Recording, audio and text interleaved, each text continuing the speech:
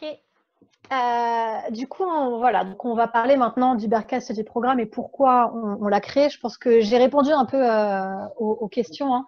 Le programme d'études et de conservation du Venturon, il a été créé parce que c'est une espèce dont on a très peu de connaissances. C'est pour ça d'ailleurs qu'il a son statut de vulnérable.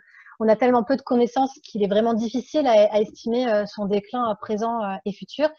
Et aussi parce qu'il est important de faire un programme sur une espèce qui est dite parapluie, une espèce clé de voûte, puisque par son rôle écologique, elle protège aussi tout un biotope d'autres espèces, qu'elles soient végétales et animales.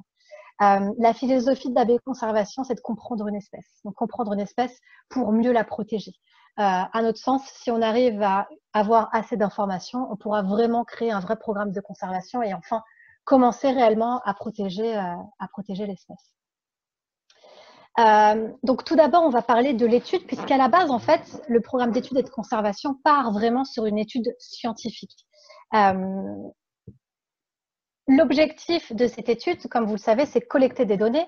Donc j'en ai déjà parlé sur la distribution, la densité de sa population, les comportements alimentaires et sociaux et les interactions que le binturong peut avoir avec la forêt. Pour arriver à collecter ces données, il a fallu réfléchir à différentes méthodes. Et il faut savoir que ce n'est pas forcément facile en fait de pouvoir collecter des informations sur une espèce qui est arboricole, nocturne et solitaire. Déjà, clairement, on ne part pas gagnant. Là où j'ai eu beaucoup de chance, et je pense que dans ma vie, j'ai beaucoup de chance, j'ai l'impression de me vanter,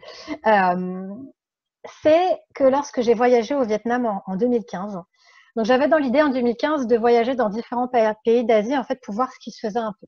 Et j'ai atterri au parc national de Cuc Phuong où je rendais visite en fait à Save Vietnam Wildlife, qui est une association de protection surtout sur le pangolin, mais ils ont aussi des binturongs comme pensionnaires permanents là-bas. Et j'ai atterri donc au parc national de Cuc Phuong en septembre 2015. Et au parc national de Cuc Phuong, c'était très rigolo parce que je suis tombée en même temps qu'une équipe de scientifiques du muséum. Cette équipe de scientifiques du muséum, ils n'étaient pas seuls puisqu'ils étaient accompagnés en fait d'arboristes grimpeurs. Les scientifiques avaient reçu une formation de grimpe d'arbres qui leur permettait en fait, avec ces arboristes, d'aller étudier la canopée. Donc, d'étudier un petit peu ce qui se passait dans les arbres, mais exclusivement sur tout ce qui était insectes. J'ai beaucoup sympathisé avec l'un des responsables de l'assaut qui les accompagnait, qui est Lionel. On a discuté pas mal sur les techniques de grimpe, sur ce qu'on pouvait faire, ce qu'on pouvait utiliser comme méthode pour pouvoir en fait observer des animaux arboricoles. Et en fait, pour moi, j'avais pas trop besoin de réfléchir. Je me disais mais merde, pourquoi on n'a pas fait ça plus tôt en fait? Pourquoi personne s'est dit on va aller poser des pièges photographiques directement dans la canopée pour pouvoir étudier les animaux arboricoles? Pour le binturong, c'est juste incroyable si on fait ça. Donc la première méthode en fait, elle consiste donc à du caméra trapping, à du piège photographique. Pour les personnes qui ne connaissent pas les pièges photographiques sont des petits appareils qu'on installe dans les arbres. Dès qu'il y a un mouvement, par exemple d'un animal ou même d'une feuille, le piège photographique en fait se déclenche et prend une photo ou prend une vidéo. Donc ça permet en fait d'avoir une première observation sur l'écosystème du binturong, c'est-à-dire ça nous permet de savoir s'il y a des binturongs, quel autre animal vit sur le même territoire que le binturong, de faire un premier recensement finalement de la population. Et en hauteur, c'est encore mieux. Pour cette méthode, Agathe et moi, on a suivi une formation de grimpe d'arbre pendant 3 jours. Je vous le dis, 3 jours, c'est pas suffisant. Heureusement qu'on a eu du temps après pour s'entraîner là-bas sur le terrain. Donc, la méthode, c'est de monter dans les arbres, d'installer des pièges photographiques pour récolter des photos de binturongs et savoir en fait si dans cette localité-là, on a des binturongs. Et si on arrive à les reconnaître, c'est très compliqué de reconnaître un binturong, clairement, ils sont souvent très noirs, il n'y a pas vraiment de signes de distinction, mais s'il y a des signes de distinction, on ne sait jamais de pouvoir savoir combien on en a. Mais en tout cas, voilà, ça c'est une des premières méthodes pour collecter des données dans le milieu naturel. Il faut savoir qu'en fait, avant les méthodes de tree climbing pour installer des pièges photographiques dans les arbres, les scientifiques installaient leurs pièges photographiques plutôt en bas, en fait, en bas des arbres, à 60 cm du sol. ce qui permettait en fait d'avoir des indications sur la faune plutôt terrestre, mais pas forcément arboricole. Ce qui veut dire qu'en moyenne, en Asie du Sud-Est, le taux de détection avec de binturongs avec des pièges photographiques était de l'ordre de 0,058%, c'est-à-dire un binturong tous les 5 ans. La deuxième méthode, elle consiste à du radio-tracking, en français le radiopistage. Cette méthode, c'est l'une des plus importantes et c'est cette méthode qui va nous apporter le plus d'informations sur l'écologie et la biologie du binturong. Première chose, il faut capturer un binturong vivant.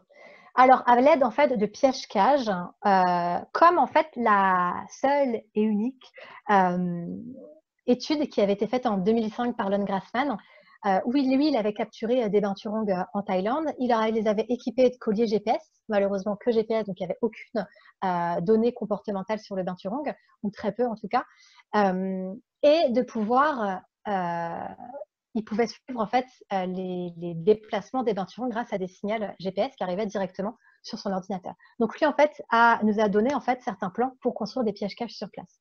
Quand on a capturé des binturongs, il faut ensuite les anesthésier.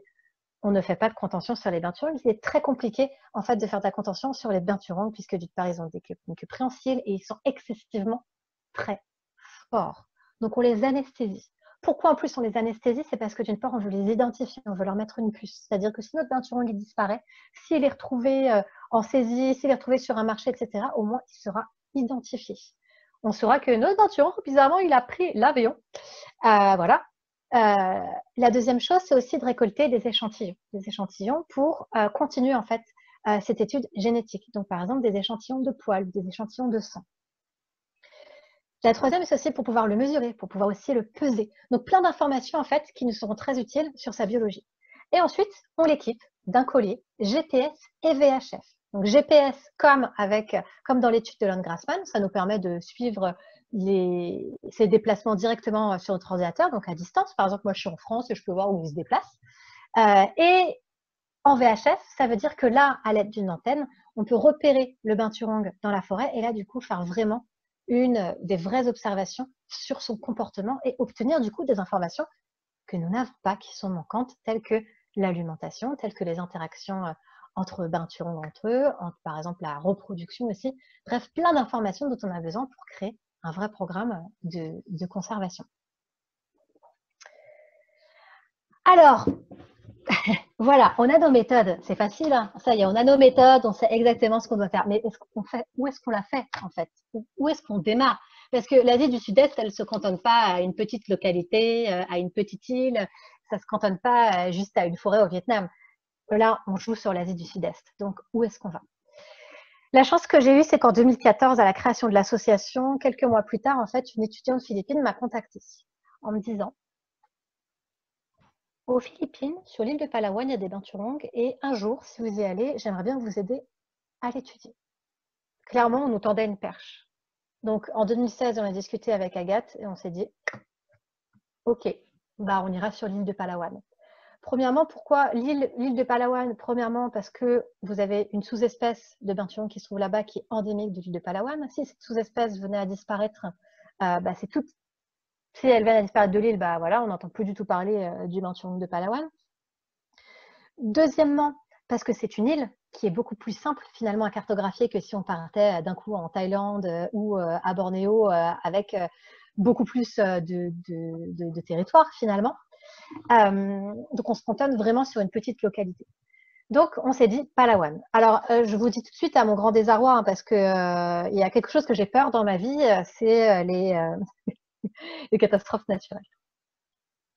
Aux Philippines, on est plutôt servi puisque entre typhon, tsunami, tremblement de terre, éruption volcanique, je pense que j'en ai même oublié, on est plutôt servi. Donc moi et ma grosse valise, parce que j'avais beaucoup de matos, hein, je partais seule en novembre et Agathe me rejoignait au mois de janvier, donc je partais avec à peu près 60 kilos de matos entre les pièges photographiques, entre toutes les batteries dont on avait besoin, entre les lockers pour accrocher les caméras, entre notre matériel de grimpe qui fait déjà 15-20 kilos.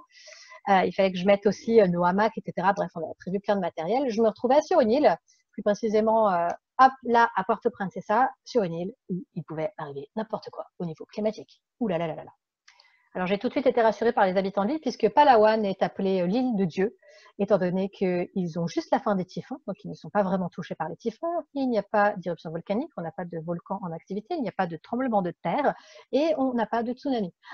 Ah, je pouvais enfin respirer, tout va bien, c'est cool, la vie est belle, c'est la plus belle île du monde. Donc j'arrive à Puerto Princesa le 1er décembre 2016.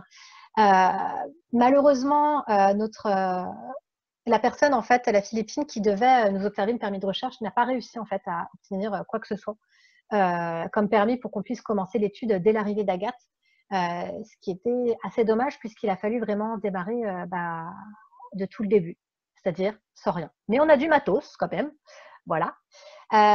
Encore une chance, c'est-à-dire que j'ai choisi une guest house. Premièrement, qui n'était pas dans le centre de Puerto Princesa, et ça c'est très important de le dire, qui était un peu excentré du centre. Là, c'est la chance que j'avais. Surtout, je suis tombée sur une guest house avec des gens adorables. Avec des gens, en fait, qui nous ont aidés pendant 1 an et demi, parce que finalement, on est resté dans cette guest house pendant 1 an et demi. Alors, pas 1 an et demi complet, mais à chaque fois qu'on revenait, en tout cas, on logeait chez eux. Et je remercie réellement que ça soit Pia, Rachel, Hannah, Val, qui nous ont énormément aidés en fait dans nos démarches, savoir qui on devait aller voir, par exemple. Ah, tu veux un permis de recherche. Donc, ils ne comprenaient pas forcément qu'est-ce qu'on faisait ici. Hein. Au début, le bain Tuong, ok, une étude, mais c'est-à-dire, voilà. Mais ils nous ont permis en fait de comprendre où est-ce qu'en tout cas à qui on devait s'adresser pour obtenir les permis de recherche. Donc, j'ai commencé mes petites recherches toute seule, en passant tout d'abord par ce qu'on appelle le PCSD, qui est le Palawan Council for Sustainability Development. Il faut absolument toujours passer en fait cette agence pour obtenir des permis de recherche. Qui m'a envoyé vers autre part, qui m'a envoyé vers autre part, qui m'avait envoyé vers autre part. Bref, toute cette petite affaire a mis 2 mois avant qu'on s'en sorte réellement. Finalement, on a posé nos pièges photographiques dans une localité qui s'appelle Langogan, le barangay Langogan, barangay en tagalog, qui est la langue des Philippines, veut dire municipalité. Et comment on s'est retrouvé à Langogan pareil, je commence à me demander si c'est pas le destin. Hein, c'est pas possible que ça soit que des coïncidences. C'est sûrement le destin. On se baladait en fait dans un petit centre commercial avec Agathe et on tombe sur ce café avec marqué Sabuya Coffee Trading, Wild Civet Coffee. Et tout de suite, on commence à s'énerver, toutes les deux en disant du white civet coffee, comment ça, du white civet coffee, comment on peut produire du café de civette sans avoir de civette en cage, c'est inadmissible. Bref, sans vraiment comprendre, on se dit quand même, il y a un mail, viens, on envoie un mail pour essayer de comprendre qu'est-ce que c'est que ce white civet coffee. Alors pour les gens qui ne connaissent pas le café de civette, le kopi luwak, c'est un café en fait dont les graines en fait de café ont été récupérées dans les excréments des civettes. Donc civette, ça peut être civette palmier, ça peut être civette masquée, ça peut être binturong, n'importe quelle civette fera l'affaire en fait. Là en l'occurrence, vous avez un binturong en fait sur la photo, donc c'est vraiment ça qui nous interpellait. En plus, on s'est dit waouh, il y a un binturong sur la photo. Donc ce café en fait est produit à partir des graines qu'on retrouve dans les fesses des civettes. Ce café, il est considéré comme le meilleur au monde et surtout le plus cher au monde puisque 100 grammes de ce café est revendu à 70 € sur Internet, donc excessivement cher. Malheureusement, il y a un commerce derrière beaucoup plus lugubre qui est complètement en dehors du bien-être des animaux. C'est le fait qu'il y a de plus en plus de farms d'élevage de civettes pour produire ce précieux café. Et lorsque vous visitez ces farms de civettes, on retrouve des civettes dans des cages. Donc, chaque civette dans chaque cage, on les nourrit exclusivement de baies de café. Et au bout de 4 heures, elles ont un transit assez rapide, on récolte les graines de café. Alors, clairement, c'est un gain de temps, hein, puisque normalement, pour produire du café, vous les récoltez donc quand elles sont bien rouges, les baies, vous les récoltez, vous les faites sécher au bord de la route. Quand elles sont bien sèches, vous cassez les coques. Quand vous avez cassé les coques, il faut faire le tri entre les coques et entre la graine. Et ensuite, vous pouvez enfin le torréfier. Là, c'est très simple. Ils récupèrent les graines directement dans le caca, hop, ils nettoient et ils torréfient. Basta. Malheureusement, ces civettes qui sont en cage ont une espérance de vie qui avoisine les 1 an, 1 an et demi, 2 ans, alors qu'une civette en milieu naturel va vivre déjà une dizaine d'années. Voilà, donc nous, quand on a vu ça, on a été très surpris. Donc, on a envoyé notre petit mail en demandant exactement qu'est-ce que c'était cette fabrication de café de civette. Et on a quelqu'un qui nous a répondu, un couple, Chris et Melinda, qui nous ont envoyé un mail en disant « Oh, on a vu votre site internet, c'est vachement bien ce que vous faites, venez nous voir à Langogan, venez dormir 2 jours pour voir comment ça fonctionne, la récolte des graines de café pour la production du White Civet Coffee. » Donc, clairement, 48 heures plus tard, on était dans un van et on avait à peu près voilà, 2 heures de route porte à porte pour arriver dans la vallée de Langogan. Donc, cette vallée de Langogan, vous allez trouver à l'intérieur de cette vallée une grande rivière. Autour de cette grande rivière, vous avez différentes plantations. En l'occurrence, vous avez pas mal de bananiers. Ça se pousse très, très bien, les bananiers. Et vous avez une diversité au niveau des arbres fruitiers qui est assez importante. Donc là, il y a de la banane, mais vous allez retrouver tout ce qui est de la papaye, du jackfruit, des baies de café, bien sûr, plein d'arbres fruitiers différents que les agriculteurs en fait récupèrent et vont revendre. Clairement, c'est un marché complètement local. Il n'y a pas d'export à l'international. En fait, Melinda et Chris sont les responsables en fait de la coopérative. Eux, ils vont voir les agriculteurs, ils récupèrent leur café, ils les payent et ils le revendent aux touristes en fait sur Puerto Princesa. Donc nous, on arrive avec notre petit sac à dos, on mène au hamac entre la forêt et les plantations, plutôt à l'orée de la forêt en fait, donc toujours dans les plantations, mais vraiment à 3-4 pas de la forêt, parce qu'il faut savoir en fait que autour de toutes ces plantations qui poussent un peu n'importe comment, hein, même les animaux de la ferme, que ce soit les cochons, les poules, ils se baladent partout, hein, tout le monde est en liberté, c'est cool comme lieu. Autour en fait on va dire de ces plantations, on va trouver vraiment une petite forêt secondaire, donc qui monte vers la montagne, puis une grosse forêt primaire. Donc l'idée en fait, c'était de pouvoir dormir 2 jours, de poser des pièges photographiques et de se rendre compte si vraiment il y avait des civettes qui venaient. Tout en sachant qu'ils nous ont fait visiter vraiment toute la région, hein, vraiment toute la vallée de Langogan pour nous montrer non, il n'y a pas de civettes en cage, il n'y a pas de civettes en cage, etc. Effectivement, bon d'accord, soit elles sont très très bien cachées, soit ils ont raison, il n'y a pas de civettes en cage. La première nuit, on voit rien, on n'observe rien du tout. Et pourtant, on met des réveils vraiment, genre on commence à 20h, on dort 2 heures, on a un réveil à minuit, après on patrouille 1h30, on met un réveil à 3 heures, enfin bref, des nuits voilà, un peu parsemées. Et la deuxième nuit, on voit une civette, 2 civettes, 3 civettes. Et on retrouve surtout du caca. Sur place, en fait, il y a des crottes de civettes avec à l'intérieur parfois juste des graines de café. Vous avez des grappes de graines de café. Parfois juste avec de la papaye. Parfois vous avez de la papaye et de la graine de café. C'est ça aussi, je pense, qui donne le bon goût de ce café, c'est que c'est pas, elles ne se nourrissent pas uniquement de baies de café en fait. Elles ont une diversité au niveau de leur alimentation. Il y a un goût fruité en fait dans ce café. Voilà, il y a de la papaye, c'est mélangé avec un goût de papaye. Voilà, c'est des civettes qui sont en bonne santé. Voilà, il y a vraiment une espèce de c'est un peu fort en disant une symbiose, mais en tout cas entre l'homme et l'animal, où l'animal ne se sent pas en danger quand il descend dans la vallée, et l'homme qui, pour lui, l'animal lui rend un gros service puisqu'il a juste à récupérer les crottes de civettes. Et comme je vous dis, c'est un gain de temps, en fait, même pour les agriculteurs. Donc, pour dire la vérité, ouais, ils nous ont carrément conquis et ils nous ont proposé en fait de travailler ensemble. Et surtout, ils nous ont aidé énormément à obtenir nos permis de recherche et à créer des partenariats d'une part avec le gouvernement, d'autre part avec des universités locales et de démarrer réellement en février 2017 notre programme d'études et de conservation. Donc voilà, Melinda et Chris, mais aussi Adoc et Marlotte qui sont nos guides sur le programme. Donc on a commencé notre étude en février 2017. La première année a été un petit peu dure, puisque normalement, dans notre protocole, on disait on laisse nos caméras uniquement 3-4 mois, pas plus. Et on s'est rendu compte très rapidement en fait, que ce n'était pas possible de les laisser sur place sans les contrôler, sans checker en fait, les cartes mémoire et les batteries, puisque pour les scientifiques qui déposaient en fait leur caméra à 60 cm du sol, les caméras se détectaient uniquement quand il y avait du passage devant, donc des animaux terrestres. Nous, notre problème, ça a été le vent. Oui, le vent. En fait, à chaque fois qu'il y avait du vent, les feuilles bougeaient et ça prenait en fait des photos. Donc, on s'est retrouvé très rapidement avec une inondation de photos. Et on s'est rendu compte que les caméras, il fallait les checker toutes les 2 semaines et changer leur batterie toutes les 2 semaines. On a embauché en fait pour ce travail 2 guides, Haddock et Marlon. Haddock et Marlon qu'on a formés pour utiliser notre matériel en toute sécurité. C'est pas qu'ils ne savaient pas grimper aux arbres, au contraire, ce sont de très très bons grimpeurs d'arbres. La seule chose en fait, c'est que nous on était responsables d'eux, donc on avait besoin en fait qu'ils se forment à utiliser notre matériel. Donc en fait, quand moi je suis partie en avril, j'ai laissé tout le matériel de grimpe d'arbres à Haddock et Marlon pour qu'ils puissent l'utiliser. Agathe les a formés surtout Haddock, surtout Marlon pour comment récupérer les données, en fait inscrire les données des caméras. Et en fait, ils étaient obligés de checker les caméras vraiment toutes les 2 semaines. Donc finalement, en fait, nos caméras, on a pris la décision de les laisser assez longtemps. De toute façon, on avait obtenu un permis de recherche uniquement pour la méthode U, les pièges photographiques. Donc il nous fallait en fait obtenir un autre permis pour commencer le radiopistage. Donc en fait, finalement, on avait le temps. Il fallait juste qu'on revienne de temps en temps aux Philippines pour savoir où ça en était au niveau des données et surtout pouvoir analyser les données que Haddock et Marlon avaient récupérées.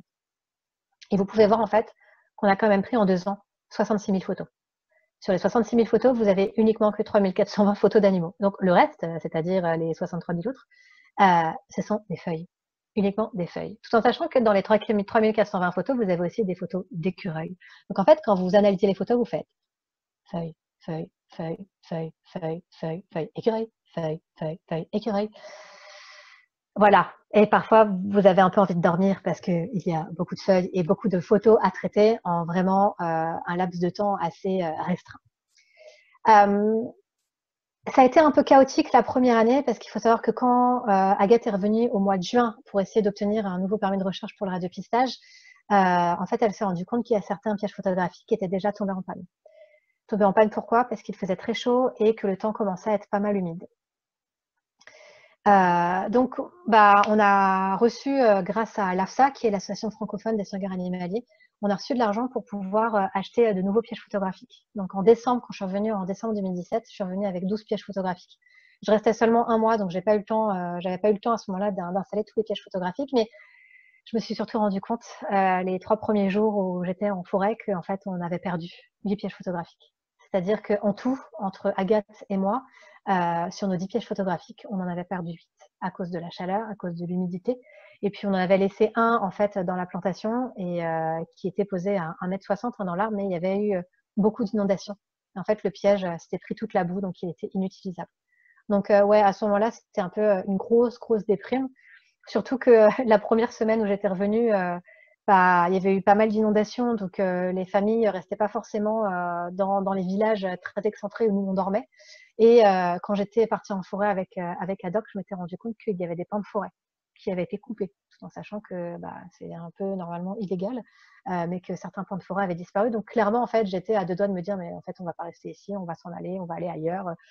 Bref, j'avais les idées un peu noires, voilà. Et puis, en revenant à notre guest house, donc toujours la même guest house depuis depuis décembre 2016, je consulte les photos. Et là, je vois une photo un peu chelou. Je fais putain, ça ressemble quand même vachement à un peinturon. Oh, et là, je retrouve la deuxième photo. Je fais mais c'est un peinturon. Et là, en fait, on aurait dit que moi, la française dans la guest house, venait de gagner la coupe du monde de football. Clairement, c'était ça. Je courais partout, je criais, je montrais la photo à tout le monde, personne ne comprenait. Après, j'ai commencé à expliquer que mais c'est génial, on a enfin obtenu un premier cliché. Et donc, du coup, en fait, ça me confortait en fait dans l'idée que il faut qu'on continue finalement, il faut pas se laisser abattre et voilà. Il y a des hauts, des bas, mais il faut continuer. Donc j'ai continué à installer les caméras. Je suis revenue en février 2018 et en mars 2018. Muriel m'a rejoint en mars 2018. Là, on avait enfin notre logement pour AB Conservation. Donc depuis février 2018, on a des bureaux AB Conservation. On a obtenu ces bureaux, ce logement grâce à notre guest house en fait. Pour vous dire en fait que tout à Palawan se fait avec les contacts, avec les gens, parce que tout le monde se connaît en fait. Donc plus vous connaissez de gens et plus vous avez d'opportunités de réussir vos projets et de trouver des nouveaux trucs. Donc voilà. Donc depuis février 2018, on a nos locaux AB Conservation. On a installé de nouvelles caméras et en fait, on a eu un taux de détection qui était beaucoup plus important en 2018 qu'en 2017. Bien sûr, on avait plus de caméras. Au niveau du taux de détection actuel, on est à 1,38. C'est énorme, puisque en moyenne, en Asie du Sud-Est, on était à 0,058. En fait, il y a vraiment une énorme différence. Quand certains attendaient 5 ans pour avoir une photo, nous, maintenant, allez, on attend quelques nuits pour avoir une photo de Binturong. Quand on dit 41 photos de détection indépendante, ça veut dire qu'entre chaque prise de vue, il y a eu 1 heure qui s'est passée sans détecter de Binturong. Le plus gros taux de détection obtenu avant le nôtre était de 0,7. Donc c'est vraiment une méthode qui fonctionne pour le Binturong, mais qui fonctionne aussi en fait avec toutes les espèces arboricoles et même avec les oiseaux.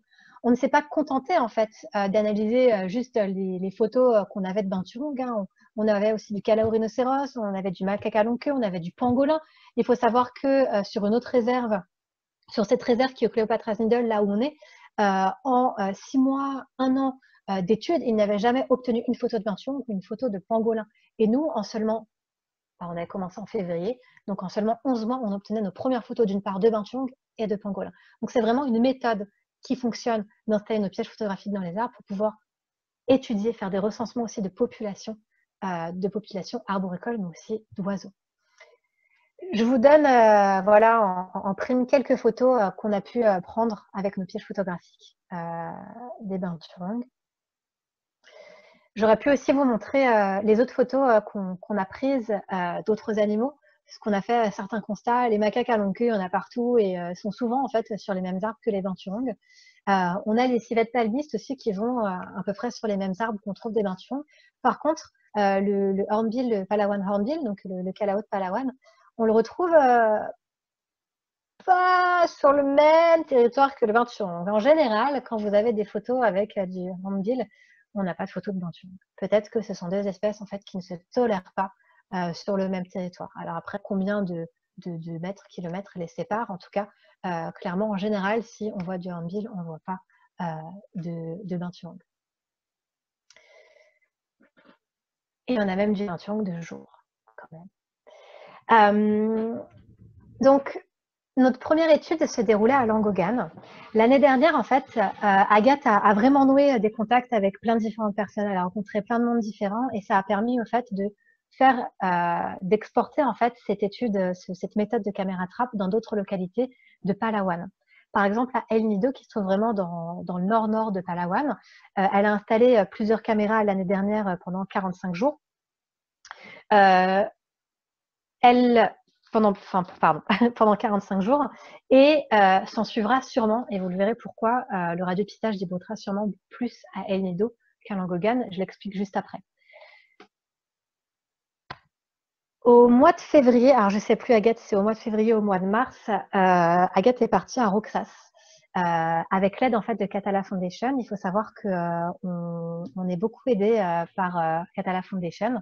On s'entraide en fait sur pas mal de choses. Catala Foundation en fait s'occupe d'une réserve à Roxas et avait un besoin par exemple en formation pour aussi adapter en fait cette méthode de caméra trappe mais en hauteur dans les arbres. Donc ça a été un échange un petit peu, voilà, un échange de bons procédés, c'est-à-dire que Agathe accompagnée avec une équipe de Catala Foundation, donc ils venaient tous dans cette réserve à Roxas. Agathe était accompagnée d'un de nos guides de Langogan, Marlon, pour montrer comment on installait des pièges photographiques dans les arbres. Voilà, donc elle est venue avec son matériel de grimpe, avec 30 pièges photographiques pour les installer en fait dans cette réserve à Roxas. Les bons procédés, l'échange de bons procédés, c'est que toutes les photos qu'on aura, par exemple, de pangolins, on les donne à Catala Foundation, puisque eux font une étude, en fait, sur les pangolins. Et s'il y a des photos des Binturong, les photos des Binturong sont pour nous. Voilà, c'est vraiment une entraide entre Catala Foundation et AB Conservation. Après, si vous avez des questions là-dessus, je pense qu'Agathe pourra beaucoup mieux y répondre que moi.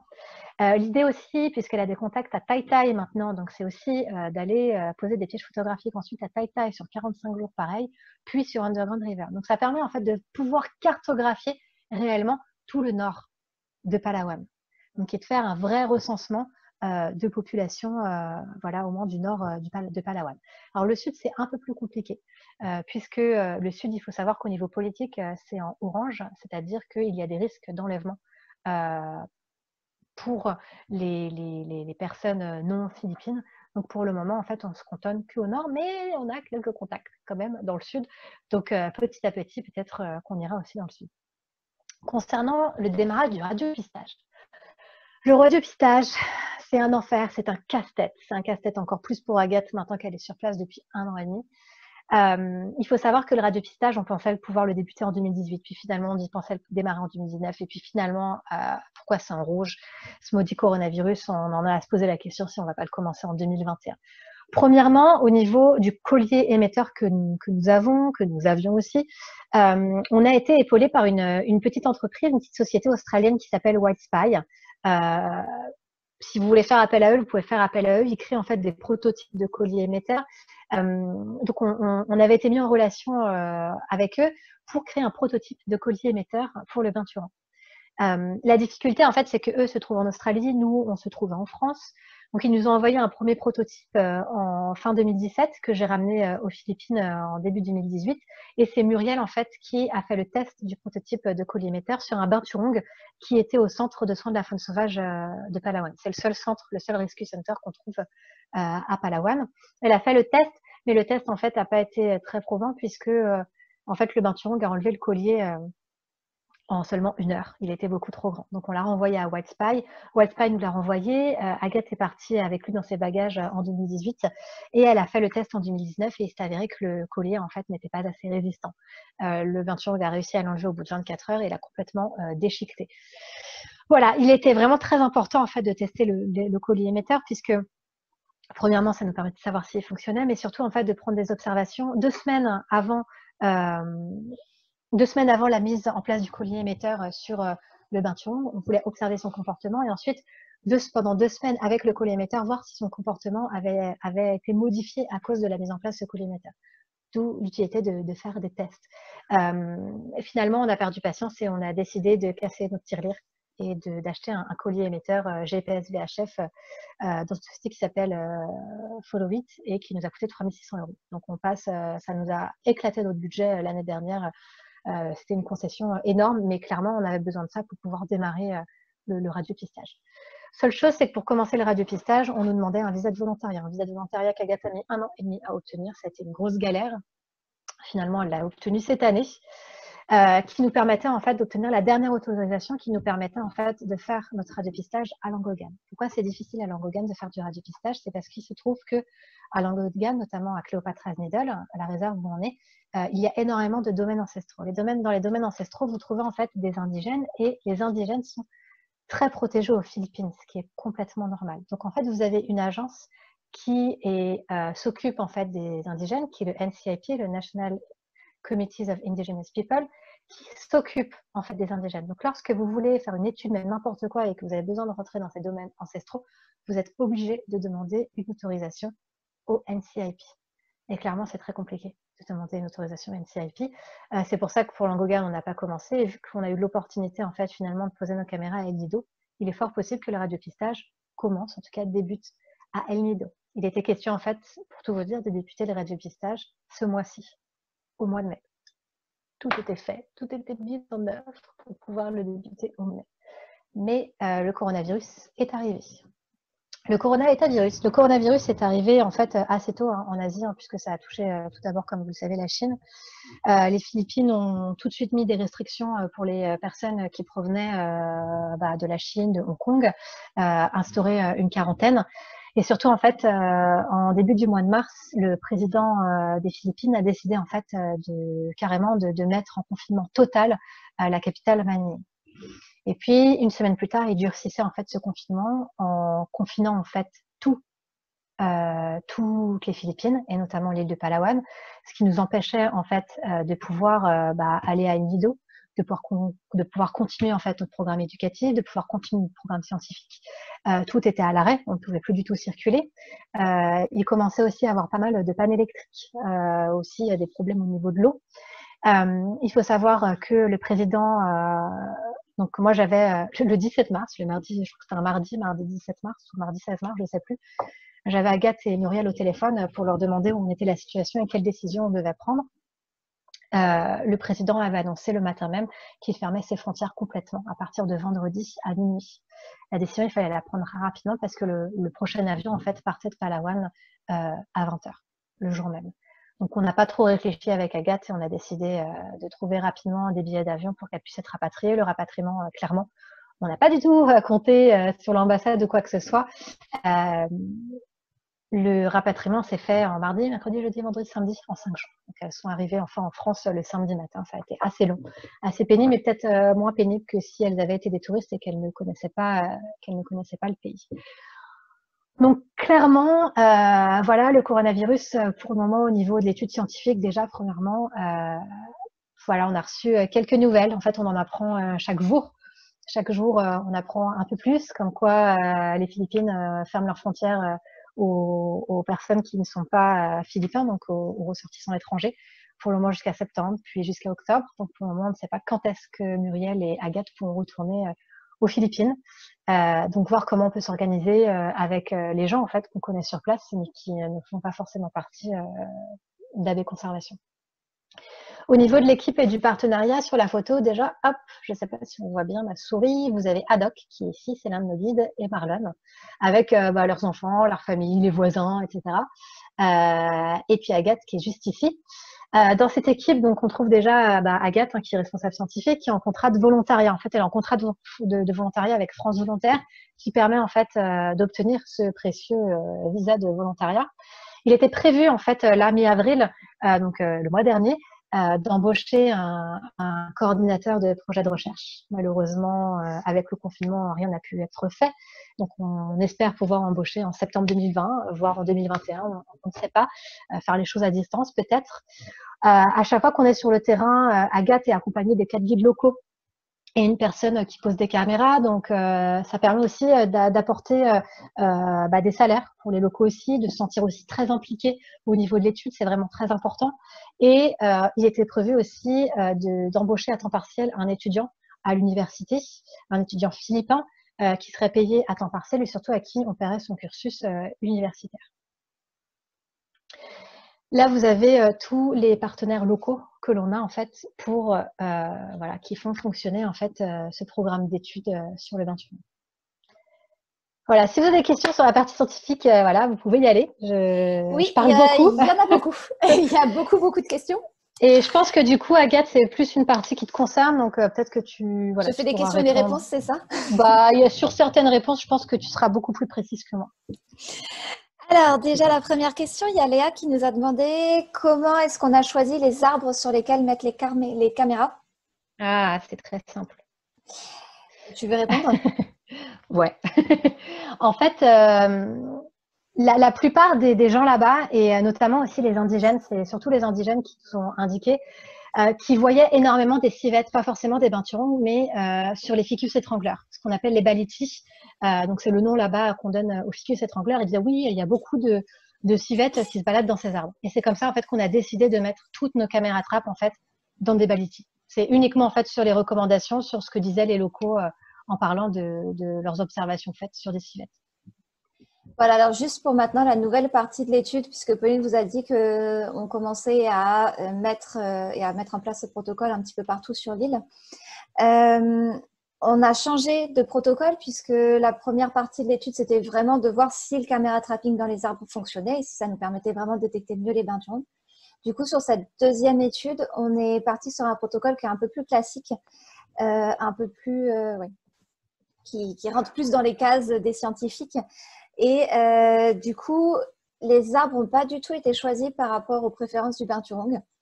Les arbres ont été choisis par rapport à leur capacité à être grimpés, parce qu'en fait, il faut savoir qu'on ne peut pas grimper tous les arbres. Les figuiers sont particulièrement faciles parce qu'en fait, ils ont un entrelacement de branches qui permet de grimper très haut, très facilement. Mais voilà, donc là, ça a été vraiment, le but, c'était de mettre les caméras au moins à 5 mètres de hauteur.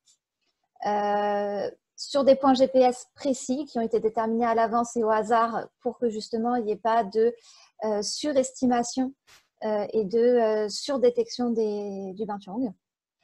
Et donc dans ce cas-là, en fait, les arbres, on a bien plus grande variété d'espèces d'arbres sur cette deuxième partie d'étude en piège photographique.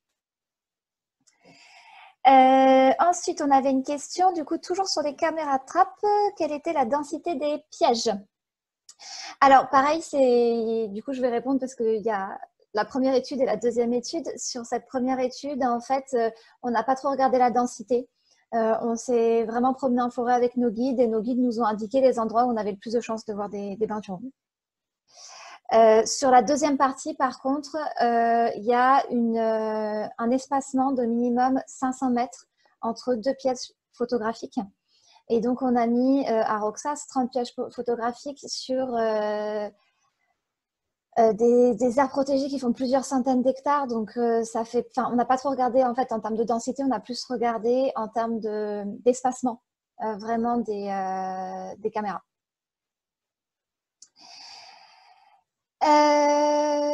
Je vais juste terminer au niveau de cette partie scientifique. Il y a Anne Gonel qui nous demandait si c'était possible d'avoir une autorisation qui couvrirait toute l'île. Et oui, moi aussi j'aimerais bien, ça faciliterait grandement mon travail qui ces derniers temps est bien plus administratif que du travail du terrain. En fait, le problème c'est qu'il y a plusieurs strates d'autorisation.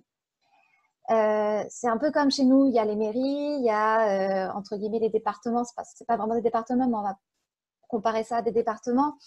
Et puis après, il y a l'étape région qui correspondra à Palawan. Du coup, il faut que systématiquement, pour chaque endroit, on ait l'autorisation de la mairie, qui s'appelle le barangay, qu'on ait aussi l'autorisation, quand il y a une aire protégée, du bureau de management de l'aire protégée, et ensuite qu'on ait l'autorisation de recherche générale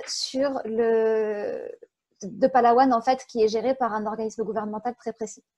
Donc, en fait, comme on a plein de strates différentes, eh ben, il n'y a pas de possibilité au final d'avoir une autorisation générale pour toute l'île. Et puis, c'est encore moins le cas pour des étrangers.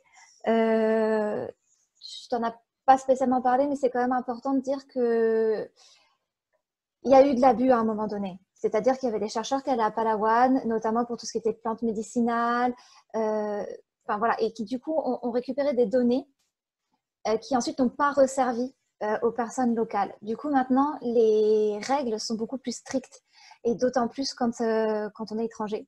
Du coup, il faut d'abord forcément montrer patte blanche, entre guillemets, et montrer que non, nous, notre but, c'est vraiment de faire de la recherche pour le Binturong, pour aider les locaux, pour aider la population locale, pour améliorer l'environnement là-bas, et que notre but, c'est pas du tout d'exporter ces données, d'en tirer un avantage commercial quelconque. Et forcément, tout ça, ça prend du temps et ça demande de construire des relations de confiance avec les différents niveaux. Et du coup, Anne-Gaëlle qui répond, du coup, quand vous avez une autorisation, c'est juste pour telle étude à tel moment. Oui et non. En fait, notre permis de recherche, il dure 1 an. Donc, quand on a une autorisation pour 1 an, pour un protocole précis, par contre, et pour une aire géographique précise. Voilà. Je ne sais pas si tu veux rajouter quelque chose, Pauline. Non, non, c'est très bien. Alors, ensuite, on avait une question un peu plus générale de Nadia qui nous demandait si les perturbations climatiques avec les perturbations climatiques, est-ce que les catastrophes deviennent plus fréquentes et est-ce que les phénomènes extrêmes sont plus dangereux aux Philippines qu'auparavant? Alors, il y a plein de choses en fait qui rentrent en compte aux Philippines, mais est-ce qu'on observe un changement au niveau des catastrophes naturelles aux Philippines à cause des changements du climat? C'est probable, hein.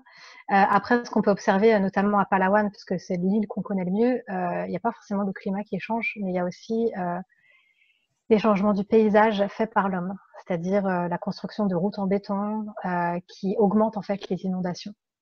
Je ne sais pas si tu veux ajouter un truc, un mot, Agathe, là-dessus, mais Ouais, je suis complètement d'accord avec toi, que ce soit la construction des routes en béton, que ce soit aussi, comme tu en parlais tout à l'heure, des parties de déforestation. Palawan, c'est une île qui est très montagneuse, qui a quand même pas mal de relief. Et du coup, à partir du moment où on supprime de la végétation, forcément, on engendre, comme tu dis, plus des risques par rapport aux inondations, par rapport aux coulées de boue aussi. Et je rajouterais juste que pour les phénomènes extrêmes ou les catastrophes naturelles, c'est un peu compliqué pour nous d'en parler puisqu'il n'y a pas spécialement de typhon à Palawan. Par contre, ce qui est sûr, c'est que les 2 dernières saisons sèches ont été particulièrement sèches. Pour vous dire, en fait, cette année, à partir de février, on a arrêté d'avoir de l'eau courante dans Puerto Princesa, qui est la ville principale de Palawan. Simplement parce que les nappes phréatiques se sont épuisées, parce qu'il n'y avait pas eu de pluie en décembre, janvier, alors que normalement il y en a encore un petit peu, même si c'est déjà le début de la saison sèche. À titre de comparaison, en 2019, il y a commencé à y avoir des restrictions d'eau qu'à partir d'avril. Donc là, on était quand même 2-3 mois plus tôt que l'année précédente. Et en 2018, quand Muriel était là, il n'y a pas eu de restrictions d'eau. Donc voilà, il y a quand même cette partie-là qui est assez inquiétante et qui est, je pense, liée aux perturbations climatiques. Donc c'est peut-être pas des catastrophes climatiques au sens où on l'entend, mais c'est quand même quelque chose qui est très lourd à vivre pour la population.